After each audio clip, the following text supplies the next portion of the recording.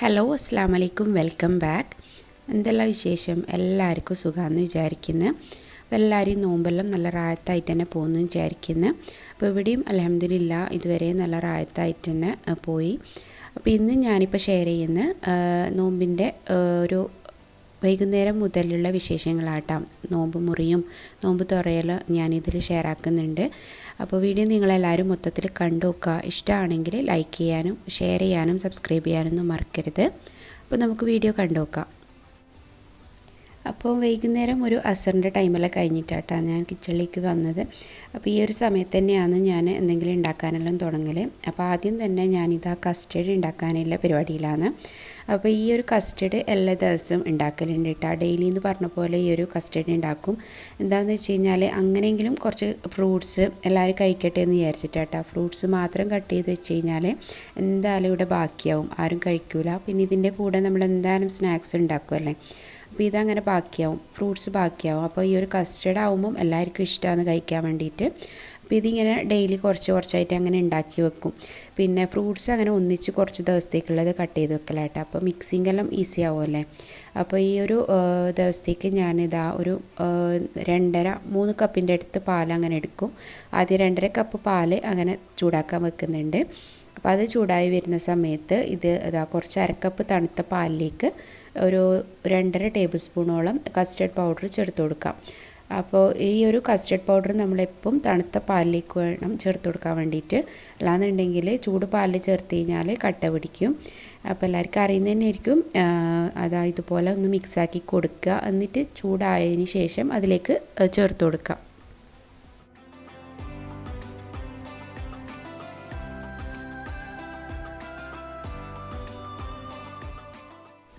ഇപ്പോൾ പാലിതാ നല്ലോണം തിളച്ച് വന്നിട്ടുണ്ട്. ഈ ഒരു സമയത്ത് ഇതിലേക്ക് എന്താ പറയുക, മധുരത്തിന് വേണ്ടിയിട്ട് കുറച്ച് മിൽക്ക് മെയ്ഡ് ചേർത്ത് കൊടുത്തു കഴിഞ്ഞാൽ കുറച്ച് നല്ല ടേസ്റ്റ് ഉണ്ടാവും കേട്ടോ. പക്ഷേ എൻ്റെ കയ്യിൽ മിൽക്ക് മെയ്ഡ് ഇല്ലാത്തതുകൊണ്ട് ഞാനിപ്പോൾ പഞ്ചസാര മാത്രമേ ചേർക്കുന്നില്ല. ഇപ്പോൾ പഞ്ചസാരക്ക് അങ്ങനെ കറക്റ്റ് അളവൊന്നും പറയുന്നില്ല. നോക്കിയിട്ട് മധുരത്തിന് എത്രയോ മധുരം വേണ്ടതെന്ന് വെച്ച് കഴിഞ്ഞാൽ അത് ചേർത്ത് കൊടുക്കാം. എന്നിട്ട് പിന്നെ നല്ലോണം മിക്സ് ആക്കിയതിന് ശേഷം നമ്മൾ നേരത്തെ മിക്സ് ചെയ്ത് വെച്ചിട്ടുള്ള ഒരു കസ്റ്റർഡിൻ്റെ മിക്സില്ലേ, അത് ഇതിലേക്ക് ചേർക്കണം. അപ്പോൾ കസ്റ്റർഡിൻ്റെ മിക്സ് ചേർക്കുന്ന സമയത്ത് ഫ്ലെയിം നല്ലോണം കുറച്ച് വെക്കണം കേട്ടോ. ഇത് പെട്ടെന്ന് തന്നെ കട്ടിയായിട്ട് വരും. ഹൈ ഫ്ലെയിമിലിട്ടിട്ട് നമ്മളിത് വെച്ച് കഴിഞ്ഞാൽ പെട്ടെന്ന് തന്നെ അതിങ്ങനെ കട്ടിയായി വരും. അപ്പോൾ ഇത് കുറച്ച് ടൈം എടുത്ത് ഒന്ന് കുക്കാക്കി എടുക്കണം. ഒരു 5 മിനിറ്റെങ്കിലും ഈ ഒരു കസ്റ്റർഡ് പൗഡർ ചേർത്തിട്ട് ഒന്ന് കുക്കാക്കി എടുക്കണം.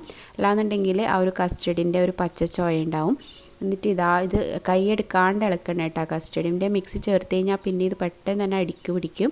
പിന്നെ സ്റ്റീൽ പാത്രമെല്ലാം ആകുമ്പോൾ എന്തായാലും അടിക്ക് പിടിക്കും. അപ്പോൾ അതൊന്ന് ചെറിയ ഫ്ലെയിമിലിട്ടിട്ട് കുറച്ച് നേരം കുക്കാക്കിയതിന് ശേഷം ഞാനിത് ഓഫാക്കിയിട്ടുണ്ട്. എന്നിട്ട് ഇത് പെട്ടെന്ന് ചൂടാറാൻ വേണ്ടിയിട്ട് ഞാൻ വേറൊരു പാത്രത്തിലേക്ക് മാറ്റിയിട്ടുണ്ട് കേട്ടോ. ഞാൻ പറഞ്ഞില്ലേ, ഞാനൊരു വൈകുന്നേരമെല്ലാം ആകുമ്പോൾ ഈ ഒരു കസ്റ്റർഡ് ഉണ്ടാക്കലേ.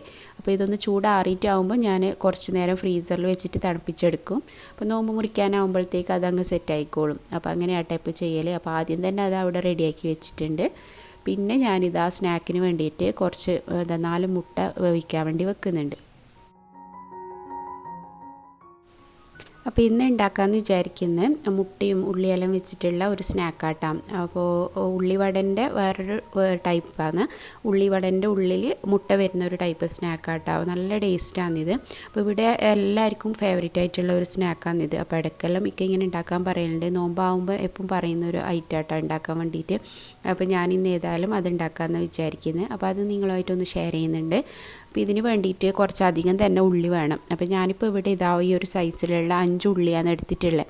അപ്പോൾ ഉള്ളി കുറച്ച് കൂടുതൽ തന്നെ വേണ്ട നമുക്ക് ആ മുട്ട കവർ ചെയ്തെടുക്കാൻ വേണ്ടിയിട്ട്. അപ്പോൾ 4 മുട്ടയല്ലേ ഞാൻ എടുത്തിട്ടുള്ളത്. അപ്പോൾ 4 മുട്ട ചെറിയ പീസാക്കിയിട്ട് എടുക്കുമ്പം എന്തായാലും കുറച്ചധികം ഉള്ളി വേണ്ടി വരും. പിന്നെ ഒരു എന്താ പറയുക, പച്ചമുളകൊന്നും അങ്ങനെ കണക്കൊന്നും ഇല്ല കേട്ടോ. ഞാൻ കുറച്ചധികം തന്നെ എടുത്തിട്ടുണ്ട്. അപ്പോൾ അതിലെ എരിവിനനുസരിച്ച് എത്രയാണ് വേണ്ടതെന്ന് വെച്ച് കഴിഞ്ഞാൽ എടുക്കാം. അപ്പോൾ ഇത് നല്ല ചെറുതായിട്ട് ചോപ്പ് ചെയ്തെടുക്കണം. പച്ചമുളകും കറിവേപ്പിലയും ചെറുതായിട്ട് ചോപ്പാക്കി എടുക്കുക.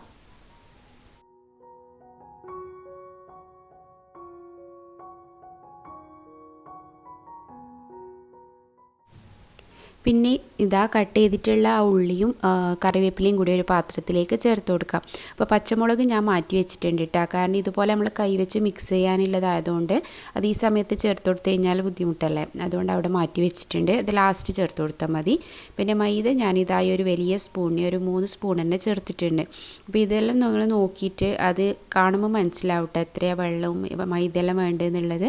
പിന്നെ ഒരു 1/2 സ്പൂണ് കാശ്മീരി മുളക് പൊടി ചേർത്തിട്ടുണ്ട്. പിന്നെ 1 ടീസ്പൂണോളം ചെറിയ ജീരകമില്ലേ അത് പൊടിച്ചത്, ഇതെന്തായാലും ചേർക്കണം കേട്ടോ, ഇതാണ് ഇതിൻ്റെ മെയിൻ ഫ്ലേവർ എന്ന് പറയുന്നത്. പിന്നെ ആവശ്യത്തിനുള്ള ഉപ്പ് ചേർത്ത് കൊടുക്കുക. പിന്നെ വെള്ളം നോക്കിയിട്ട് ചേർത്ത് കൊടുക്കുക. അപ്പോൾ വെള്ളം ഞാൻ കറക്റ്റ് അളവ് പറയുന്നില്ല, ഇതാ കൈ വെച്ച് മിക്സ് ചെയ്യുന്ന സമയത്ത് നമുക്ക് മനസ്സിലാവും എത്ര വെള്ളം വേണമെന്നുള്ളത്. നമുക്കിതിൽ മുട്ട കവർ ചെയ്തെടുക്കാനുള്ളതല്ലേ, അപ്പോൾ അതെങ്ങനെയാണെന്ന് നോക്കിയിട്ട് എടുക്കാം. വെള്ളം ചേർത്തിട്ട് നമ്മളൊന്ന് മുട്ട വെച്ചിട്ടൊന്ന് കവർ ചെയ്ത് നോക്കാം ആദ്യം ഒന്ന് നോക്കുക പറ്റുന്നുണ്ടോ എന്നുള്ളത്. അപ്പോൾ അതിനനുസരിച്ചിട്ടാണ് അതിൽ മൈദയും വെള്ളമെല്ലാം ചേർത്ത് കൊടുക്കണ്ടേ. അപ്പോൾ ഞാനങ്ങനെയാട്ടോ ചെയ്യൽ, അപ്പോൾ കറക്റ്റ് ഒരു അളവ് ഇതിൽ പറയാൻ പറ്റൂല. അപ്പോൾ ഇത് മിക്സ് ചെയ്ത് നോക്കുമ്പം ചിലപ്പോൾ നമുക്കിതിൽ മൈദ കുറവ് പോലെയെല്ലാം തോന്നും. അപ്പോൾ എനിക്കിതിപ്പോൾ മിക്സ് ചെയ്തപ്പം കുറച്ച് മൈദ കുറവ് പോലെ തോന്നിയിട്ട് കുറച്ചുകൂടെ ഞാൻ മൈദ ചേർക്കുന്നുണ്ട്, ഒരു 1/2 സ്പൂണോളം ചേർത്തിട്ടുണ്ട്. എന്നിട്ട് പിന്നെ കുറച്ചും കൂടി വെള്ളം ചേർത്തിട്ട് ഇതിങ്ങനെ ഒരു എന്താ പറയുക ഒരു പരണ്ടിരിക്കുന്ന പാകത്തിലാണ് വേണ്ടത്. അപ്പോൾ അതിനനുസരിച്ച് അത് ആ മൈദയും വെള്ളമെല്ലാം ഒന്ന് അഡ്ജസ്റ്റ് ചെയ്ത് കൊടുത്താൽ മതി. ഇങ്ങനെ കണക്കെന്നൊന്നുമില്ല, ഇതാ ഈ ഒരു പാകത്തിലാണ് വേണ്ടത്. അപ്പോൾ ഒരു മുട്ട എടുക്കുക, എന്നിട്ട് അത് ഇതിൽ കവർ ചെയ്ത് നോക്കുമ്പോൾ നമുക്ക് കറക്റ്റ് കവർ ചെയ്തിട്ട് എടുക്കാൻ പറ്റുന്നുണ്ടെന്നുണ്ടെങ്കിൽ അത് ഓക്കെയാണ് കേട്ടോ. പിന്നെ മിക്സിംഗ് എല്ലാം റെഡി ആയതിന് ശേഷം നേരത്തെ കട്ട് ചെയ്ത് വെച്ചിട്ടുള്ള പച്ചമുളകും കൂടി ചേർത്തിട്ട് ഇതുപോലെ സ്പൂണോടൊന്ന് മിക്സാക്കി കഴിഞ്ഞാൽ നമ്മളെ ബാറ്റർ റെഡിയായി. അപ്പോൾ ഇത് ഞാനവിടെ മാറ്റി വെക്കുന്നുണ്ട്. പിന്നെ ഞാൻ കായ്പോള കൂടി ഉണ്ടാക്കാമെന്ന് വിചാരിക്കുന്നുണ്ട് കേട്ടോ. അപ്പോൾ ഞാൻ വാങ്ങിച്ച പഴം കുറച്ച് നല്ലോണം പഴുത്ത് പോയിട്ടുണ്ട്. അപ്പോൾ ശരിക്കും കായ്പോളക്ക് ഇത്ര പഴുക്കേണ്ട ആവശ്യമില്ല, ഇതിപ്പോൾ കുറച്ച് ഓവറായിട്ട് പഴുത്തിട്ടുള്ളതാണ്. അപ്പോൾ ഇനിയിപ്പോൾ ഇത് വെച്ച് കഴിഞ്ഞാൽ ഇതുകൊണ്ടൊന്നും ചെയ്യാൻ പറ്റില്ല. അപ്പോൾ ഇന്ന് ഏതായാലും ഇതുകൊണ്ട് കായ്പോളയും കൂടി ഉണ്ടാക്കാമെന്ന് വിചാരിക്കുന്നു. അപ്പോൾ ഇത് കുറച്ച് ഞാൻ പറഞ്ഞില്ലേ കുറച്ച് നല്ലോണം പഴുത്തിട്ടുണ്ട്, അത് ഞാനൊന്ന് ജസ്റ്റ് കട്ട് ചെയ്ത് മാറ്റുന്നുണ്ട് കേട്ടോ. അപ്പോൾ നമ്മളെപ്പോഴും കായ്പോളക്കെല്ലാം കുറച്ച് എന്താ പറയുക ഒരു കണക്കായ മീഡിയം പഴുപ്പുള്ള പഴം എടുക്കലായിരിക്കും നല്ലത്. നമ്മളിത് വാട്ടിയിട്ടല്ലേ ഉണ്ടാക്കുക, അപ്പോൾ വാട്ടാനെല്ലാം എളുപ്പം പറ്റണമെന്നുണ്ടെങ്കിൽ കുറച്ച് കറക്റ്റ് പഴുപ്പായിട്ടുള്ള പഴം തന്നെ എടുക്കണം. അപ്പോൾ ഇത് ഞാൻ ജസ്റ്റ് ഒന്ന് ഷാലോ ഫ്രൈ ചെയ്തെടുക്കാമെന്നാണ് വിചാരിക്കുന്നത്, ഡീപ്പ് ഫ്രൈ ചെയ്യാൻ പറ്റൂല എന്തായാലും ഇത്. അപ്പോൾ എന്തായാലും ഇത് വേസ്റ്റ് ആക്കണ്ടല്ലോ എന്ന് വിചാരിച്ചിട്ടാണ് ഇന്ന് ഇതുകൂടി ഉണ്ടാക്കുന്നുണ്ട് കേട്ടോ. അപ്പോൾ ഇത് കായ്പോളൻ്റെ റെസിപ്പി അറിയാത്തവർക്ക് ഹെൽപ്ഫുള്ളാവുമെന്ന് വിചാരിക്കുന്നത്. ഇനി ഇതൊന്നും അറിയാത്തവരൊന്നും ഉണ്ടാവില്ല, എന്നാലും ജസ്റ്റ് ഞാൻ ഉണ്ടാക്കുമ്പോൾ ഏതായാലും ഒന്ന് വീഡിയോ ഷൂട്ട് ചെയ്തതേ ഉള്ളൂ. അപ്പോൾ ഞാനിതാ നേരത്തെ പറഞ്ഞ പോലെ ഫ്രൈ പാനിലേക്ക് കുറച്ച് നെയ്യ് ചേർത്തിട്ട് ആദ്യം ഒന്ന് കാഷ്യൂനട്ടും റൈസിനും ഒന്ന് ഫ്രൈ ആക്കി എടുക്കുന്നുണ്ട്. എന്നിട്ട് ഇതിലേക്ക് നേരത്തെ കട്ട് ചെയ്ത് വെച്ചിട്ടുള്ള ആ ഒരു പഴം ചേർത്ത് കൊടുക്കുക. അപ്പോൾ നല്ല കറക്റ്റ് പഴുത്ത പഴമാണെന്നുണ്ടെങ്കിൽ നമ്മളൊന്ന് കുറച്ച് അധികം എണ്ണ ഒഴിച്ചിട്ട് ഡീപ്പ് ഫ്രൈ ചെയ്തെടുക്കലായിരിക്കും നല്ലത്.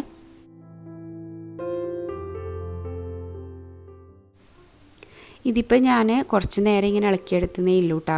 ഇതിനിപ്പോൾ ഓവറായിട്ട് ഇളക്കി കഴിഞ്ഞാൽ വല്ലാണ്ട് ഉടഞ്ഞു പോവും. അപ്പോൾ അതവിടെ ഓഫാക്കി വെച്ചിട്ടുണ്ട്. പിന്നെ വേണ്ടത് 4 മുട്ടയാണ്. അപ്പോൾ ഞാൻ എടുത്തിട്ടുള്ള ചെറിയ 3 പഴമായതുകൊണ്ട് ഞാൻ 4 മുട്ട എടുക്കുന്നില്ലൂ. നമ്മൾ എടുക്കുന്ന പഴത്തിനനുസരിച്ച് മുട്ട എടുക്കേണ്ടി വരും കേട്ടോ. അപ്പോൾ ഇതിപ്പം ഈ ഒരു മുട്ടയിലേക്ക് ഞാനിതാ 5 ടേബിൾ സ്പൂൺ പഞ്ചസാര ചേർക്കുന്നുണ്ട്. പിന്നെ ഇതിലേക്ക് വേണ്ടത് ഏലക്കാപ്പൊടിയാണ്. ഏലക്കാപ്പൊടി ഫ്ലേവറിനനുസരിച്ച് ചേർത്ത് കൊടുക്കുക. ഞാനിപ്പോൾ 1/2 ടീസ്പൂണോളം ചേർത്തിട്ടുണ്ട്. എന്നിട്ട് ഇത് നല്ലോണം ആദ്യം ഒന്ന് മിക്സാക്കി കൊടുക്കാം. എന്നിട്ട് പിന്നെ ഇതിലേക്ക് നേരത്തെ നമ്മൾ സോട്ട് ചെയ്ത് വെച്ചിട്ടുള്ള ആ ഒരു പഴം ചേർത്തിട്ട് നല്ലോണം മിക്സാക്കി കൊടുക്കാം. അപ്പോൾ ഈ ഒരു കായ്ക്കുംസെല്ലാം ഇപ്പം കുറച്ച് നേരം എന്താ പറയുക കുറച്ച് ഡീപ്പായിട്ട് ഫ്രൈ ചെയ്തിട്ടുള്ള പഴത്തോട് ഉണ്ടാക്കി കഴിഞ്ഞാലായിരിക്കും ടേസ്റ്റ് ഉണ്ടാവുക കേട്ടോ. എനിക്ക് പേഴ്സണലി അങ്ങനത്തെ കായ്ക്കുംസാണ് ഇഷ്ടം. പിന്നെ ഇത് ഇങ്ങനെയും ചെയ്തെടുക്കുക എന്നുള്ളത് ജസ്റ്റ് കാണിച്ചെന്നേ ഉള്ളൂ. പഴം പഴുത്ത് പോയി കഴിഞ്ഞാൽ നമുക്ക് ഇങ്ങനെയും ചെയ്തെടുക്കാം. എന്നിട്ട് പിന്നെ ഈ ഒരു ഇതുപോലത്തെ ഒരു ഫ്രൈ പാനിൽ നോൺ സ്റ്റിക്ക് പാനിൽ കുറച്ച് എണ്ണ തടവി കൊടുക്കുക. എന്നിട്ട് ഈ ഒരു കൂട്ട് അതിലൊഴിച്ച് കൊടുക്കുക. എളുപ്പമാണ് കേട്ടോ കായ്ക്കുംസെല്ലാം ഉണ്ടാക്കാൻ വേണ്ടിയിട്ട്. പിന്നെ നോമ്പിനൊന്നും പിന്നെ അധികം മധുരമെല്ലാം ഇവിടെ ഉണ്ടാക്കലും കുറവാണ്. പിന്നെ ഇതുപോലത്തെ സമയത്തെല്ലാം ഇങ്ങനെയെല്ലാം ഉണ്ടാക്കാം. എപ്പോഴൊന്നും ഉണ്ടാക്കില്ല കേട്ടോ. മധുരം ഇവിടെ എല്ലാവർക്കും താല്പര്യം കുറവാണ്.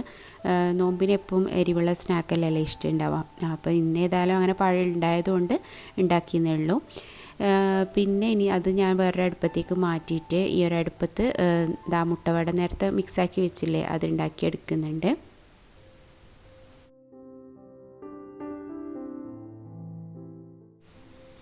അപ്പോൾ ഇതാ ഈ ഒരു സ്നാക്കിന് മുട്ട കട്ട് ചെയ്യുമ്പോൾ ഞാനിതാ ഈ ഒരു മുട്ടനെ 8 പീസായിട്ടാണ് കട്ട് ചെയ്തെടുക്കൽ. ഇതുപോലെ ചെറിയ പീസായിട്ടാണ് കട്ട് ചെയ്തെടുക്കാം. നമുക്കിതിൽ കവർ ചെയ്തിട്ട് ഫ്രൈ ചെയ്യാനുള്ളതായതുകൊണ്ട് കുറച്ച് ഈസി ഈ ചെറിയ പീസാക്കിയിട്ട് കട്ട് ചെയ്യുമ്പോഴായിരിക്കും. അല്ലെങ്കിൽ അത് ഇങ്ങനെ വലിയ പീസാകുമ്പോൾ കവർ ചെയ്യാനെല്ലാം കുറച്ച് ബുദ്ധിമുട്ടായിരിക്കും. അപ്പോൾ ഈ ഒരു ചെറിയ പീസ് തന്നെ ഉണ്ടാവും കേട്ടോ, അത്യാവശ്യം അതിൽ കടിക്കാനുണ്ടാവും. എന്നിട്ട് ഇതാ ഇതുപോലെ ഈ വീഡിയോയിൽ കാണിക്കുന്ന പോലെ കവർ ചെയ്ത് ഫ്രൈ ചെയ്തെടുക്കാം. അപ്പോൾ അത് കവർ ചെയ്തെടുക്കണം, ഫുള്ളായിട്ട് കവർ ചെയ്തെന്ന് ഉറപ്പ് വരുത്തണം. മുട്ട പുറത്തേക്കെല്ലാം കാണുമ്പോൾ ചിലപ്പോൾ എണ്ണയിൽ നിന്ന് പൊട്ടിത്തെറിക്കാനുള്ള ചാൻസ് ഉണ്ട്. പക്ഷേ ഈ ഒരു സ്നാക്കിന് അങ്ങനെ വലിയ പ്രശ്നം ഉണ്ടാവലില്ല കേട്ടോ. എണ്ണ നമ്മൾ സാധാരണ മുട്ടവട ഉണ്ടാക്കുമ്പം എല്ലാവരും പറയുന്നതല്ലേ മുട്ട പൊട്ടിത്തെറിക്കും എന്നെല്ലാം. പക്ഷേ ഇതിന് അങ്ങനെ വലിയ റിസ്ക് എനിക്ക് തോന്നലില്ല. ഇതുവരെ എനിക്ക് അങ്ങനെ സംഭവിച്ചിട്ടില്ല കേട്ടോ. എന്നാലും ഒന്ന് ശ്രദ്ധിക്കൽ നല്ല തന്നെയാണ്. ഒന്ന് മാറി നിന്നിട്ട് പൊരിക്കലായിരിക്കും നല്ലത്. അപ്പോൾ എപ്പോൾ നമ്മളതൊന്ന് പ്രതീക്ഷിച്ച് നിന്നാൽ മതി. പിന്നെ അങ്ങനെ വലിയ പ്രശ്നമൊന്നുമില്ല കേട്ടോ. പക്ഷേ ഈ ഒരു സ്നാക്ക് ഉണ്ടാക്കി നോക്കാത്തവരുണ്ടെങ്കിൽ ഒരിക്കലെങ്കിലും ഒന്ന് ട്രൈ ചെയ്ത് നോക്കണം കേട്ടോ. അടിപൊളി ടേസ്റ്റാണ്. അപ്പോൾ ഇതാ ഈ ഒരു സമയത്ത് തന്നെ കായ്പോളയും കൂടി റെഡിയായി വന്നിട്ടുണ്ട്. അപ്പോൾ അതൊന്ന് തിരിച്ചിട്ട് കൊടുക്കുന്നുണ്ട് കേട്ടോ. ഇതാ കറക്റ്റായിട്ട് തന്നെ വന്നിട്ടുണ്ട്. ഞാൻ പിന്നെ അടിയിൽ അങ്ങനെ ഒന്നും പാനൊന്നും വെച്ച് കൊടുക്കലില്ല കേട്ടോ. ചെറിയ ഫ്ലെയിമിൽ അങ്ങനെ വെച്ച് കഴിഞ്ഞാൽ തന്നെ റെഡിയായി വരുത്തുന്നുണ്ട്. അടിയൊന്നും കരിഞ്ഞു പോക്കൊന്നുമില്ല. അപ്പോൾ ഇതാ നമ്മൾ 2 സ്നാക്കും ഇപ്പം റെഡിയായി വന്നിട്ടുണ്ട്. ഒരു സമയത്ത് തന്നെ 2 റെഡിയാക്കി എടുത്തിട്ടുണ്ട് കേട്ടോ, 2 അടുപ്പത്തായിട്ട്.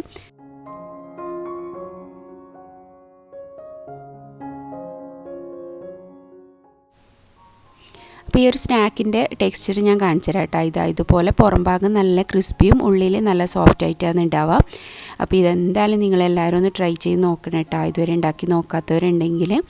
അപ്പോൾ അത് സ്നാക്കെല്ലാം റെഡി ആയിട്ടുണ്ട്. ഇനിയിപ്പം ജ്യൂസ് ഉണ്ടാക്കാനുണ്ട്. അപ്പോൾ ഇന്ന് ഏതായാലും സ്ട്രോബെറി വെച്ചിട്ട് ജ്യൂസ് ഉണ്ടാക്കാമെന്നാണ് വിചാരിക്കുന്നത്.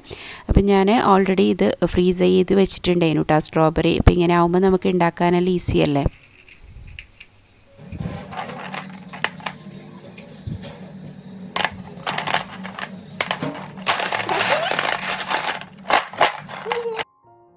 ഇതിന് മുന്നേ ഇട്ട നോമ്പിൻ്റെ ഷോപ്പിങ്ങിൻ്റെ വീഡിയോയിൽ ഞാൻ സ്ട്രോബെറി വാങ്ങിക്കുന്നത് കാണിച്ചിട്ടുണ്ടായിരുന്നു. അപ്പോൾ കുറച്ച് അധികം തന്നെ വാങ്ങിച്ചിട്ടുണ്ടായിരുന്നു കേട്ടോ. അപ്പോൾ അത് ഇതുപോലെ ഫ്രീസ് ചെയ്ത് വെക്കാമെന്നുള്ള ഉദ്ദേശത്തിൽ തന്നെയാണ് വാങ്ങിച്ചത്.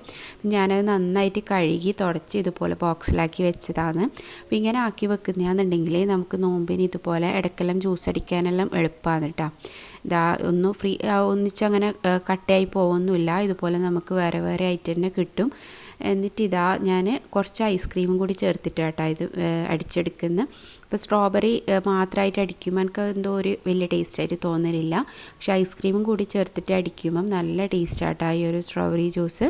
അപ്പോൾ ഇതുപോലെ ട്രൈ ചെയ്ത് നോക്കാത്തവരുണ്ടെങ്കിൽ ഇതുകൂടി ഒന്ന് ട്രൈ ആക്കി നോക്കുക. അപ്പോൾ ഇതാ ജ്യൂസ് ഇവിടെ റെഡി ആയിട്ടുണ്ട്. ഞാൻ ജസ്റ്റ് ഒരു ജഗ്ഗിലേക്ക് മാറ്റുന്നുണ്ട്. അപ്പോൾ എല്ലാം ആദ്യം തന്നെ റെഡിയാക്കി വെക്കുന്നുണ്ട് കേട്ടോ. അങ്ങനെ ആകുമ്പം നോമ്പിൻ്റെ സമയമാകുമ്പം എല്ലാം ഒന്ന് ഹറിബറി ഇല്ലാണ്ടാവുമല്ലേ. അപ്പോൾ അതും അവിടെ ആയിട്ടുണ്ട്. പിന്നെ ഞാൻ ഉണ്ടാക്കുന്ന ഇതാ ഈ ഒരു പാഷൻ ഫ്രൂട്ട് വെച്ചിട്ടുള്ള എന്താ പറയുക മൊഹിറ്റോ ഉണ്ടാക്കുന്നുണ്ട് കേട്ടോ. അപ്പോൾ ഈ ഒരു സ്ക്വാഷ് ഉണ്ടെങ്കിൽ അതുകൂടെ നമുക്ക് ഈസി ആയിട്ട് ഉണ്ടാക്കാൻ പറ്റും. അപ്പോൾ ഇടയ്ക്ക് ഇങ്ങനെ ഉണ്ടാക്കലുണ്ട്. അപ്പോൾ ഞാനിതാ ഇതിലേക്ക് ആദ്യം തന്നെ കുറച്ച് പുതിനൻ്റെ ഇല ചേർത്ത് കൊടുക്കുന്നുണ്ട്. എല്ലാ ഗ്ലാസ്സിലേക്കും ഒരു 3-4 ഇല അങ്ങനെ ചേർത്ത് കൊടുക്കാം. പിന്നെ കുറച്ച് ലെമൺ ജ്യൂസ്. അപ്പോൾ ഓരോ ഗ്ലാസ്സിലേക്കും അരമുറി ലെമൺ ജ്യൂസ് മതിയാവും കേട്ടോ. ഓവറായിട്ട് ചേർത്ത് കഴിഞ്ഞാൽ പുളിയായി പോവും. നല്ല പുളിയായി കഴിഞ്ഞാൽ ഇത് കുടിക്കാൻ വലിയ ടേസ്റ്റ് ഉണ്ടാവില്ല. പിന്നെ ഇതാ 2 ടീസ്പൂണോളം പഞ്ചസാര എല്ലാ ഗ്ലാസ്സിലേക്കും ചേർത്തിട്ടുണ്ട്. പിന്നെ ചേർക്കുന്ന ആ ഒരു സ്ക്വാഷിനും മധുരം ഉണ്ടാവും. അപ്പോൾ ഓവറായിട്ട് മധുരം നമ്മൾ ചേർക്കേണ്ട ആവശ്യമില്ല. പിന്നെ എല്ലാ ഗ്ലാസ്സിലേക്കും ഒരു നുള്ളു ഉപ്പ് ചേർത്ത് കൊടുക്കുക. പിന്നെ ആ ഒരു സിറപ്പ് കുറച്ച് ചേർത്ത് കൊടുക്കുക കേട്ടോ. ഒരു 1-1.5 ടേബിൾ സ്പൂണോളം ചേർത്ത് കൊടുക്കുക. എന്നിട്ട് പിന്നെ 7-അപ്പോ സ്പ്രൈറ്റോ ഏതാ താല്പര്യം എന്ന് വെച്ച് കഴിഞ്ഞാൽ അത് ഒഴിച്ചു കൊടുക്കുക. അപ്പോൾ ഇത് കുടിക്കുന്ന സമയത്ത് നമ്മൾ സെർവ് ചെയ്യുന്ന സമയത്ത് ഒഴിക്കലായിരിക്കും കേട്ടോ നല്ലത്. അപ്പോൾ ഞാനിപ്പോൾ വീഡിയോ എടുക്കുന്നതായതുകൊണ്ട് ഞാൻ കുറച്ച് നേരത്തെ ഒഴിച്ചെന്നേ ഉള്ളൂ.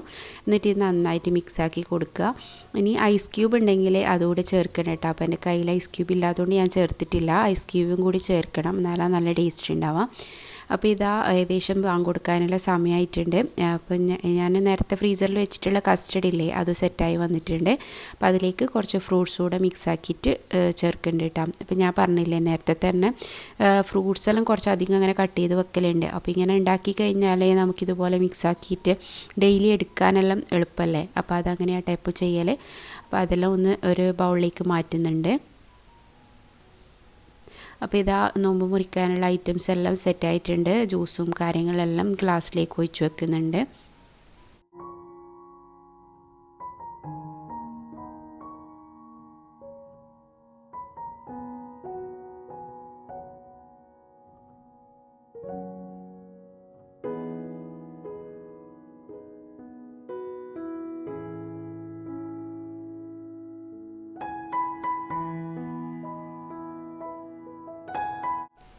അങ്ങനെ ഇതാ ബാങ്ക് കൊടുത്തിട്ടുണ്ട്. ഇതാ എല്ലാവരും റാഹത്തായിട്ട് തന്നെ അൽഹംദുലില്ലാ നല്ല രീതിയിൽ തന്നെ നോമ്പ് മുറിയെല്ലാം കഴിഞ്ഞ്. അപ്പോൾ ഈ ഒരു സമയത്ത് തന്നെ നമ്മൾ സ്നാക്കും എല്ലാം എടുത്ത് വെക്കും കേട്ടോ. പിന്നെ ഇത് ബാക്കി ഉണ്ടായത് പിന്നെ നോമ്പ് മുറി കഴിഞ്ഞ് നമ്മൾ നിസ്കാരവും നിസ്കാരവും ഒത്തെല്ലാം കഴിഞ്ഞ് വന്നിട്ട് പിന്നെ ഒരു ചായ ഉണ്ട്, പാൽ ചായ കുടിക്കും എല്ലാവരും. അപ്പോൾ അതിൻ്റെ കൂടെ പിന്നെ ബാക്കിയുള്ള കടിയും കഴിക്കും. ഇങ്ങനെയെല്ലാം തന്നെയാണ് നമ്മളെ നോമ്പ് മുറി പോവുക.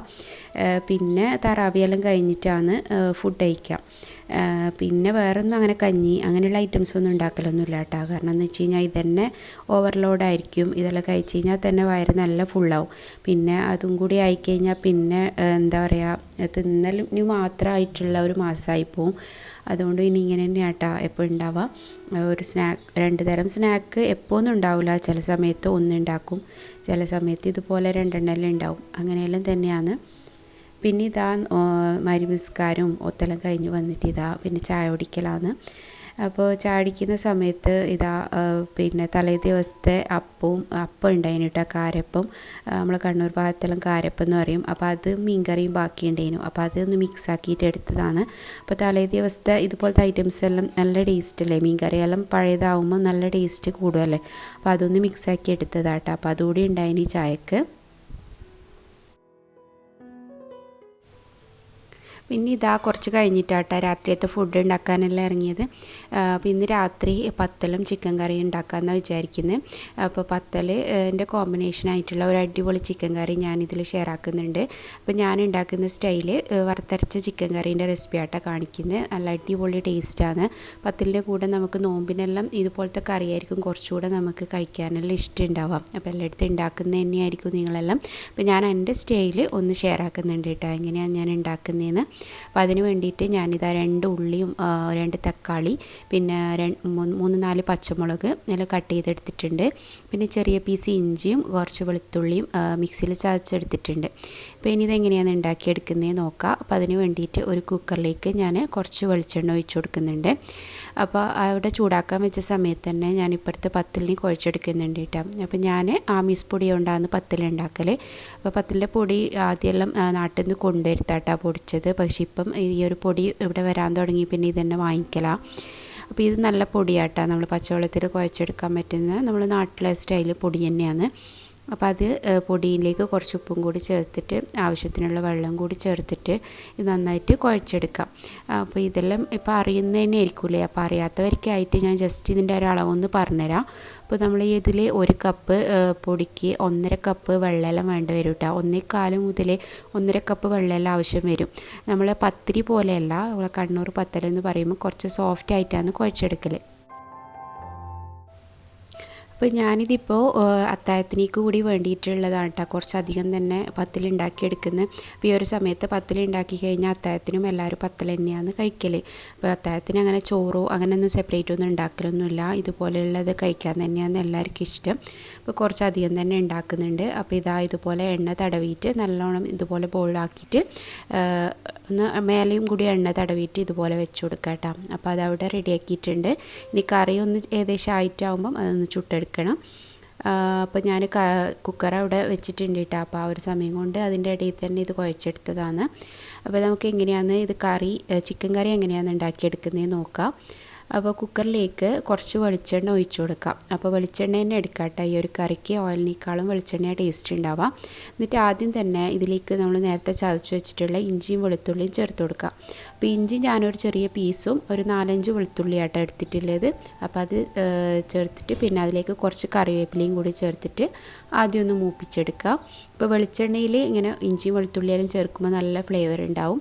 പിന്നെ നമ്മൾ നേരത്തെ കട്ട് ചെയ്ത് വെച്ചിട്ടുള്ള ഉള്ളിയും തക്കാളിയും പച്ചമുളകെല്ലാം ഞാൻ ഒന്നിച്ച് തന്നെ ചേർത്തിട്ടുണ്ട് കേട്ടോ. പിന്നെ ഈ ഒരു സമയത്ത് തന്നെ കുറച്ച് മഞ്ഞൾപ്പൊടി കൂടി ചേർക്കുന്നുണ്ട്. പിന്നെ കുറച്ച് ഉപ്പും കൂടി ചേർത്തിട്ട് ഇത് നന്നായിട്ട് സോഫ്റ്റ് ആവാൻ വേണ്ടിയിട്ട് അടച്ചു വെച്ച് കൊടുക്കുക. അപ്പോൾ പെട്ടെന്ന് തന്നെ സോഫ്റ്റായിട്ട് വന്നോളും.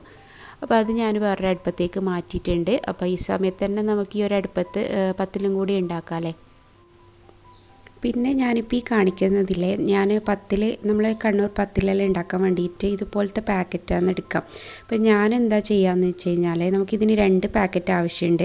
അപ്പോൾ എൻ്റെ കയ്യിൽ ഇതുപോലത്തെ പൈപ്പിംഗ് ബാഗ് കുറേ ഉണ്ട് കേട്ടോ. ഒരു റോൾ തന്നെ ഉണ്ട്, വലിയ റോള്. അപ്പോൾ അത് വലിയ ആവശ്യമൊന്നും ഉണ്ടാവലില്ല.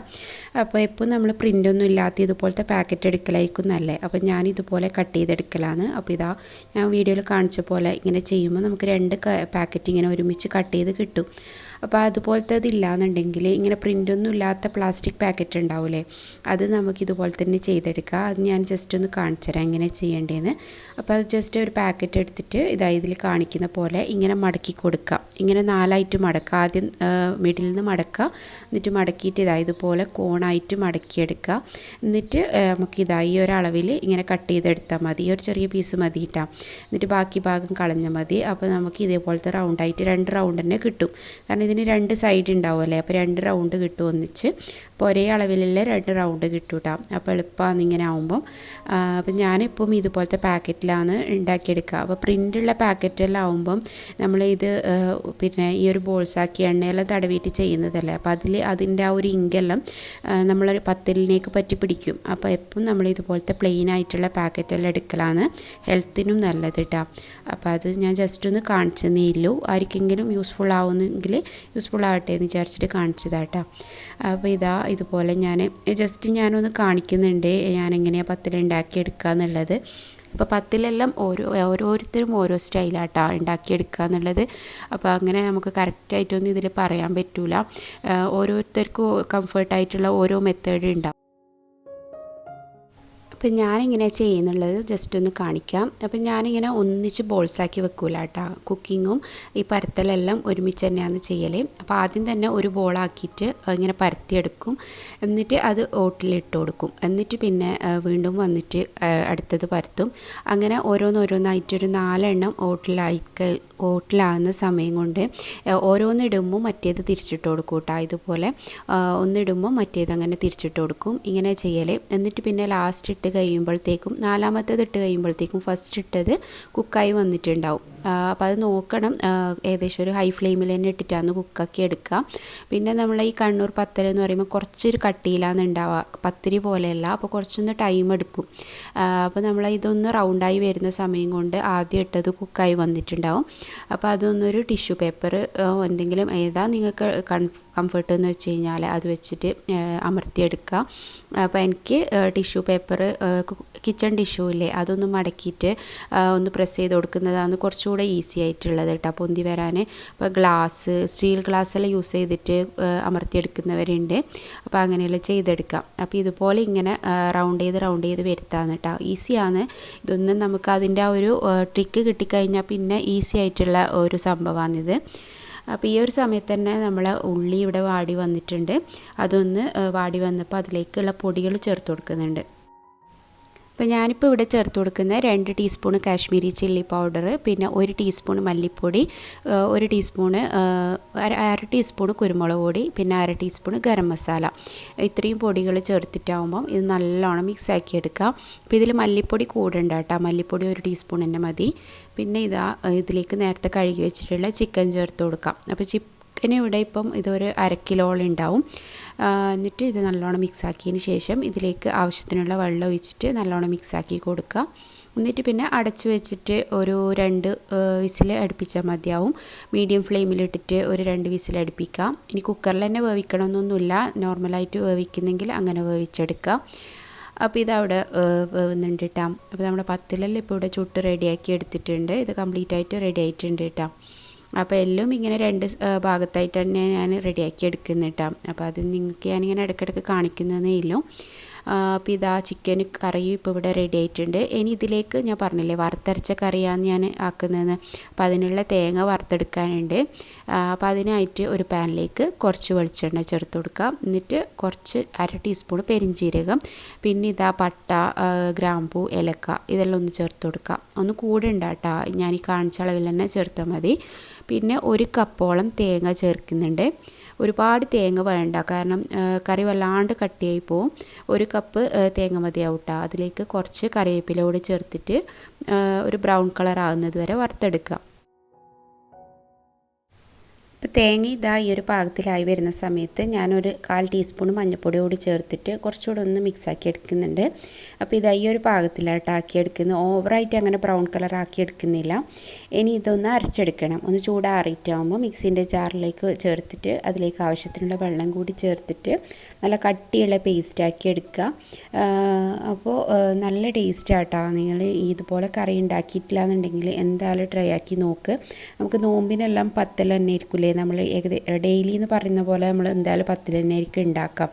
അപ്പോൾ പത്തിലിനെല്ലാം നമുക്ക് ഇങ്ങനെ ഇതുപോലെ തേങ്ങക്കറി തന്നെ ആയിരിക്കും നോമ്പിനെല്ലാം നല്ല ടേസ്റ്റ് ഉണ്ടാവുക. അപ്പോൾ അധികം ഈ ഒരു കറിയും പത്തിൽ തന്നെ എന്നിട്ടാണ് നോമ്പിന് ഞാൻ ഉണ്ടാക്കൽ. അപ്പോൾ അത് ജസ്റ്റ് നിങ്ങളായിട്ടൊന്ന് ഷെയർ ചെയ്തേ ഉള്ളൂ. നല്ല ടേസ്റ്റാണ്, ഇവിടെ എല്ലാവർക്കും ഭയങ്കര ഇഷ്ടമാണ്. അപ്പോൾ ഉണ്ടാക്കി നോക്കാത്തവരുണ്ടെങ്കിൽ ഒന്ന് ഉണ്ടാക്കി നോക്കണം. അപ്പോൾ ജസ്റ്റ് ആ ഒരു തേങ്ങൻ്റെ പേസ്റ്റ് ചേർത്തിട്ട് നല്ലോണം ഒന്ന് തിളപ്പിച്ചെടുക്കുക. എന്നിട്ട് ലാസ്റ്റ് എന്താ പറയുക, കുറച്ച് കറിവേപ്പില കൂടി ചേർത്തിട്ട് നമുക്കിതിൻ്റെ ഫ്ലെയിം ഓഫാക്കാം. ഇത്ര ഇല്ലൂ കേട്ടോ. ഇതൊന്ന് നല്ല ഒന്ന് കട്ടിയായി വരുന്ന സമയത്ത് ഓഫാക്കുക. ഓവറായിട്ട് കട്ടിയാക്കണ്ട. തിളപ്പിച്ചിട്ട് നമ്മൾ ഓഫാക്കിയിട്ട് കുറച്ച് നേരം വെക്കുമ്പോൾ കുറച്ച് കട്ടിയായിട്ട് വന്നോളും. അപ്പോൾ ഇതാ നമ്മളെ കറി ഇപ്പോൾ ഇവിടെ റെഡി ആയിട്ടുണ്ട്. ഈ ഒരു പാകത്തിൽ ഞാൻ ഓഫാക്കുന്നുണ്ട് കേട്ടോ. അപ്പോൾ ഇതാ തറാവിയെല്ലാം കഴിഞ്ഞ് വന്നിട്ട് പിന്നെ എല്ലാവരും കൂടി ഫുഡ് കഴിക്കലാന്ന്. അപ്പോൾ ഇതാ പത്തലും ചിക്കൻ കറിയാട്ട ഇന്നത്തെ ഒരു കോമ്പിനേഷന്. അപ്പോൾ പൊളി ടേസ്റ്റാണ്. എന്തായാലും നിങ്ങളെല്ലാവരും ഒന്ന് ട്രൈ ചെയ്ത് നോക്കണം. എന്നിട്ട് നിങ്ങളെ ഫീഡ്ബാക്കെല്ലാം അറിയിക്കാം.